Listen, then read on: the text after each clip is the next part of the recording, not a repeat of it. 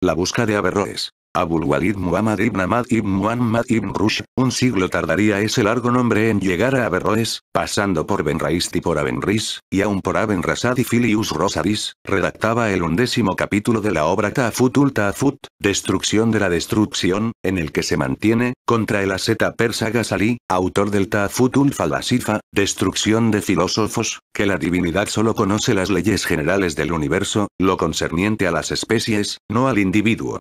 Escribía con lenta seguridad, de derecha a izquierda. El ejercicio de formar silogismos y de eslabonar vastos párrafos no le impedía sentir, como un bienestar, la fresca y honda casa que lo rodeaba.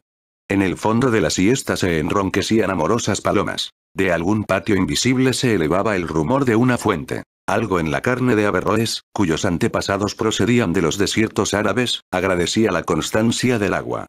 Abajo estaban los jardines, la huerta. Abajo, el atareado Guadalquivir y después la querida ciudad de Córdoba, no menos clara que Bagdad o que el Cairo, como un complejo y delicado instrumento, y alrededor, esto Averroes lo sentía también, se dilataba hacia el confín la tierra de España, en la que hay pocas cosas, pero donde cada una parece estar de un modo sustantivo y eterno. La pluma corría sobre la hoja, los argumentos se enlazaban, irrefutables, pero una leve preocupación empañó la felicidad de Averroes. No la causaba el Ta'afut, trabajo fortuito, sino un problema de índole filológica vinculado a la obra monumental que lo justificaría ante las gentes. El comentario de Aristóteles. Este griego, manantial de toda filosofía, había sido otorgado a los hombres para enseñarles todo lo que se puede saber. Interpretar sus libros como los ulemas interpretan el Alcorán era el arduo propósito de Averroes. Pocas cosas más bellas y más patéticas registrará la historia que esa consagración de un médico árabe a los pensamientos de un hombre de quien lo separaban 14 siglos. A las dificultades intrínsecas debemos añadir que Averroes, ignorante del siríaco y del griego, trabajaba sobre la traducción de una traducción. La víspera, 2 palabras dudosas lo habían detenido en el principio de la poética. Esas palabras eran tragedia y comedia. Las había encontrado años atrás, en el libro 3 de la retórica. Nadie, en el ámbito del Islam, barruntaba lo que querían decir. Vanamente había fatigado las páginas de Alejandro de Afrodisia, vanamente había compulsado las versiones del nestoriano Unayn ibn Saki de Abu Basar Mata. Esas 2 palabras arcanas pululaban en el texto de la poética. Imposible eludirlas. Averroes dejó la pluma. Se dijo, sin demasiada fe, que suele estar muy cerca lo que buscamos, guardó el manuscrito del Ta'afut y se dirigió al anaquel donde se alineaban, copiados por calígrafos persas, los muchos volúmenes del Mokam del ciego Aben-Sida. Era irrisorio imaginar que no los había consultado, pero lo tentó el ocioso placer de volver sus páginas. De esa estudiosa distracción lo distrajo una suerte de melodía. Miró por el balcón enrejado. Abajo, en el estrecho patio de tierra, jugaban unos chicos semidesnudos. Uno, de pie en los hombros de otro, hacía notoriamente de almuédano. Bien cerrados los ojos, salmodiaba no hay otro Dios que el Dios. El que lo sostenía, inmóvil, hacía de almenar. Otro, abyecto en el polvo y arrodillado, de congregación de los fieles. El juego duró poco. Todos querían ser el almuédano, nadie la congregación o la torre. Averroes los oyó disputar en dialecto grosero, vale decir en el incipiente español de la plebe musulmana de la península. Abrió el Kitaulain de Jalil y pensó con orgullo que en toda Córdoba, acaso en todo Al-Ándalus, no había otra copia de la obra perfecta que esta que el emir Yaqub al-Mansur le había remitido de Tánger. El nombre de ese puerto le recordó que el viajero Abul Qasim al-Asari, que había regresado de Marruecos, cenaría con él esa noche en casa del alcoranista Faraj. Abul Qasim decía haber alcanzado los reinos del imperio de Sin, de la China. Sus detractores, con esa lógica peculiar que da el odio, juraban que nunca había pisado la China y que en los templos de ese país había blasfemado de Alá. Inevitablemente, la reunión duraría unas horas. Averroes, presuroso, retomó la escritura del Ta'afut. Trabajó hasta el crepúsculo de la noche. El diálogo, en la casa de Faraj, pasó de las incomparables virtudes del gobernador a las de su hermano el emir. Después, en el jardín, hablaron de rosas. Abul Qasim, que no las había mirado, juró que no había rosas como las rosas que decoran los cármenes andaluces. Faraj no se dejó sobornar. Observó que el doctor Ibn Qutaybah describe una excelente variedad de la rosa perpetua, que se da en los jardines del Indostán y cuyos pétalos, de un rojo encarnado, presentan caracteres que dicen, no hay otro Dios como el Dios. Muhammad es el apóstol de Dios. Agregó que Abul Qasim, seguramente, conocería esas rosas. Abul Qasim lo miró con alarma. Si respondía que sí, todos lo juzgarían, con razón, el más disponible y casual de los impostores. Si respondía que no, lo juzgarían un infiel. Optó por musicar que con el Señor están las llaves de las cosas ocultas y que no hay en la tierra una cosa verde o una cosa marchita que no esté registrada en su libro. Esas palabras pertenecen a una de las primeras asoras. Las acogió un murmullo reverencial. Envanecido por esa victoria dialéctica, Abul Qasim iba a pronunciar que el Señor es perfecto en sus obras e inescrutable. Entonces Averroes declaró, prefigurando las remotas razones de un todavía problemático Ume. Me cuesta menos admitir un error en el Docto Ibn Qutayba, o en los copistas, que admitir que la tierra da rosas con la profesión de la fe. Así es. Grandes y verdaderas palabras, dijo Abul Qasim. Algún viajero, recordó el poeta Abd al-Malik, habla de un árbol cuyo fruto son verdes pájaros. Menos me duele creer en él que en rosas con letras. El color de los pájaros, dijo Averroes, parece facilitar el portento. Además, los frutos y los pájaros pertenecen al mundo natural, pero la escritura es un arte. Pasar de hojas a pájaros es más fácil que de rosas a letras. Otro huésped negó con indignación que la escritura fuese un arte, ya que el original del Corán, la madre del libro, es anterior a la creación y se guarda en el cielo. Otro habló de Chais de Basra, que dijo que el Corán es una sustancia que puede tomar la forma de un hombre o la de un animal, opinión que parece convenir con la de quienes le atribuyen dos caras. Faraj expuso largamente la doctrina ortodoxa. El Corán, dijo, es uno de los atributos de Dios, como su piedad. Se copia en un libro, se pronuncia con la lengua, se recuerda en el corazón, y el idioma y los signos y la escritura son obra de los hombres, pero el Corán es irrevocable y eterno. Averroes, que había comentado la República, pudo haber dicho que la madre del libro es algo así como su modelo platónico, pero notó que la teología era un tema del todo inaccesible a Abul Qasim. Otros, que también lo advirtieron, instaron a Abul Qasim a referir alguna maravilla. Entonces como ahora, el mundo era atroz. Los audaces podían recorrerlo, pero también los miserables, los que se allanaban a todo. La memoria de Abul Qasim era un espejo de íntimas cobardías. ¿Qué podía referir? Además, le exigían maravillas y la maravilla es acaso incomunicable. La luna de Bengala no es igual a la luna del Yemen, pero se deja describir con las mismas voces. Abul Qasim vaciló. Luego, habló. Quien recorre los climas y las ciudades, proclamó con unción, ve muchas cosas que son dignas de crédito. Esta, digamos, que solo he referido una vez, al rey de los turcos. Ocurrió en Sinkalán, Cantón, donde el río del agua de la vida se derrama en el mar. Faraj preguntó si la ciudad quedaba a muchas leguas de la muralla que Iskandar Zulkarnaín, Alejandro Bicorne de Macedonia, levantó para detener a Gog y a Magog.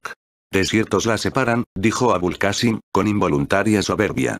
40 días tardaría una cáfila, caravana, en divisar sus torres y dicen que otros tantos en alcanzarla. En Sinkalán no sé de ningún hombre que la haya visto o que haya visto a quien la vio. El temor de lo crasamente infinito, del mero espacio, de la mera materia, tocó por un instante a Averroes. Miró el simétrico jardín. Se supo envejecido, inútil, irreal. Decía Abul Qasim.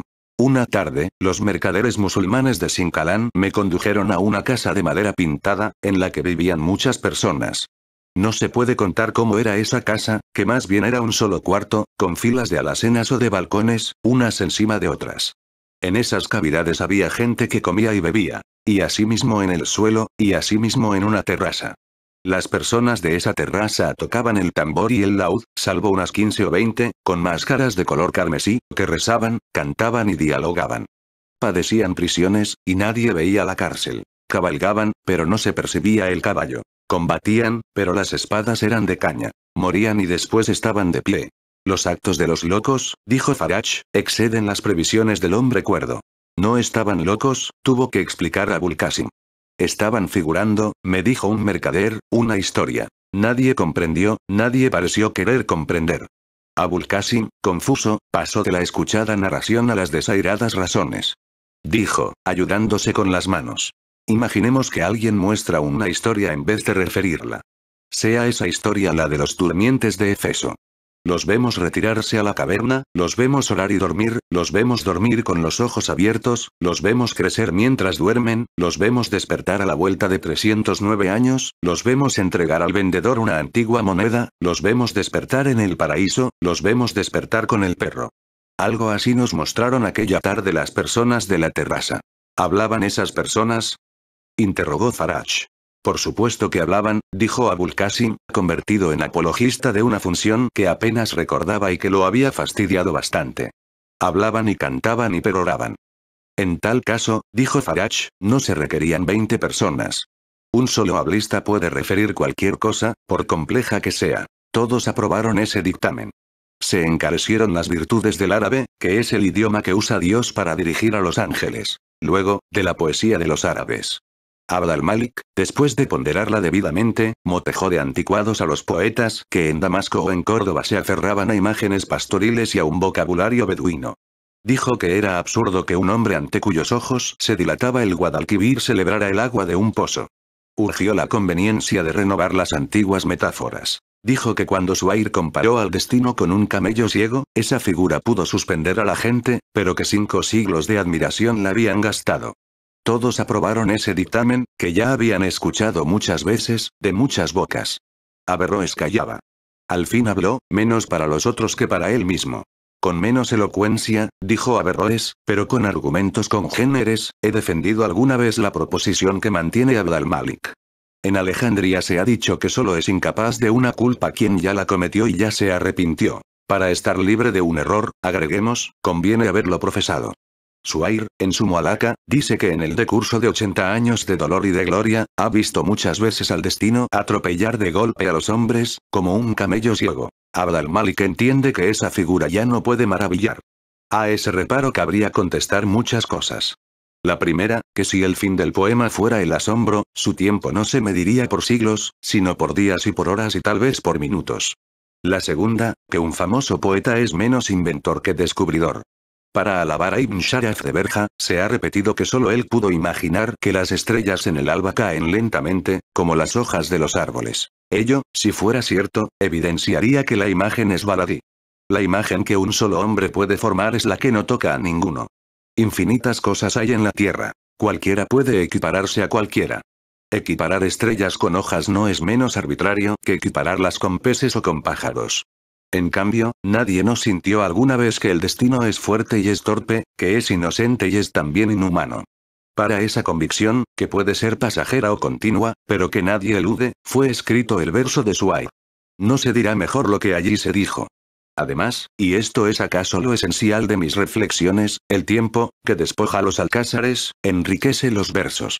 El de Suair, cuando éste lo compuso en Arabia, sirvió para confrontar 2 imágenes, la del viejo camello y la del destino. Repetido ahora, sirve para memoria de Suair y para confundir nuestros pesares con los de aquel árabe muerto.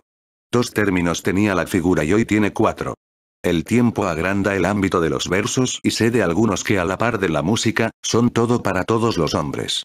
Así, atormentado hace años en Marrakech por Memorias de Córdoba, me complacía en repetir el apóstrofe que Abdurrahman dirigió en los jardines de Ruzafa a una palma africana. Tú también eres, oh palma. En este suelo extranjera. Singular beneficio de la poesía. Palabras redactadas por un rey que anhelaba el oriente me sirvieron a mí, desterrado en África, para mi nostalgia de España. Averroes, después, habló de los primeros poetas, de aquellos que en el tiempo de la ignorancia, antes del Islam, ya dijeron todas las cosas, en el infinito lenguaje de los desiertos. Alarmado, no sin razón, por las fruslerías de Ibn Sharaf, dijo que en los antiguos y en el Corán estaba cifrada toda poesía y condenó por analfabeta y por vana la ambición de innovar. Los demás lo escucharon con placer, porque vindicaba lo antiguo. Los muesines llamaban a la oración de la primera luz cuando Averroes volvió a entrar en la biblioteca. En el harén, las esclavas de pelo negro habían torturado a una esclava de pelo rojo, pero él no lo sabría sino a la tarde. Algo le había revelado el sentido de las 2 palabras oscuras. Con firme y cuidadosa caligrafía agregó estas líneas al manuscrito. Aristóteles, denomina tragedia a los panegíricos y comedias a las sátiras y anatemas. Admirables tragedias y comedias abundan en las páginas del Corán y en las mualacas del santuario. Sintió sueño, sintió un poco de frío. Desceñido el turbante, se miró en un espejo de metal. No sé lo que vieron sus ojos, porque ningún historiador ha descrito las formas de su cara. Sé que desapareció bruscamente, como si lo fulminara un fuego sin luz, y que con él desaparecieron la casa y el invisible surtidor y los libros y los manuscritos y las palomas y las muchas esclavas de pelo negro y la trémula esclava de pelo rojo y Farach y Abul Qasim y los rosales y tal vez el Guadalquivir. En la historia anterior quise narrar el proceso de una derrota. Pensé, primero, en aquel arzobispo de Canterbury que se propuso demostrar que hay un dios. Luego, en los alquimistas que buscaron la piedra filosofal. Luego, en los vanos trisectores del ángulo y rectificadores del círculo. Reflexioné, después, que más poético es el caso de un hombre que se propone un fin que no está vedado a los otros, pero sí a él. Recordé a Averroes, que encerrado en el ámbito del Islam, nunca pudo saber el significado de las voces tragedia y comedia. Referí el caso. A medida que adelantaba, sentí lo que hubo de sentir aquel dios mencionado por Burton que se propuso crear un toro y creó un búfalo. Sentí que la obra se burlaba de mí. Sentí que Averroes, queriendo imaginar lo que es un drama sin haber sospechado lo que es un teatro, no era más absurdo que yo, queriendo imaginar a Averroes, sin otro material que unos adarmes de Renan, de Lane ideas sin palacios. Sentí, en la última página, que mi narración era un símbolo del hombre que yo fui, mientras la escribía y que, para redactar esa narración, yo tuve que ser aquel hombre y que, para ser aquel hombre, yo tuve que redactar esa narración, y así hasta lo infinito. En el instante en que yo dejo de creer en él, Averroes desaparece.